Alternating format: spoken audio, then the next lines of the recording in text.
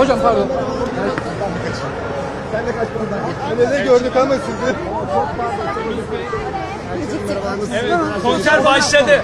Bir fotoğraf alalım ben Çin Hanım. Tamam, geç kalma. Konser başladı, tamam.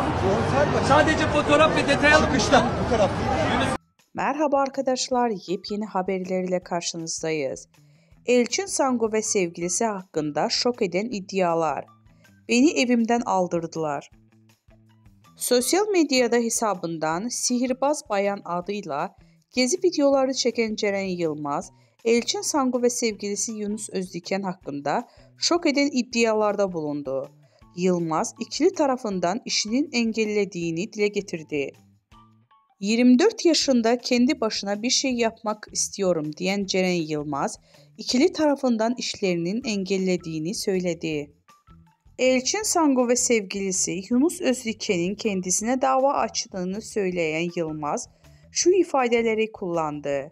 Görüntü davasıyla ilgili bana bir kağıt geldi. Türkiye'ye çağrılıyorum ifade verebilmem için. Benim bu insanların isimlerini vermemeyim için tehdit ediyorlar.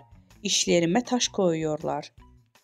Elçin Sangu'nun sevgilisiyle iş yapan ve bunun Sangu'nun ününe güvendiği için yaptığını söyleyen Yılmaz, kendisine Sangu ve Özdiken tarafından açılan davanın savcılık dilekçesini de paylaştı.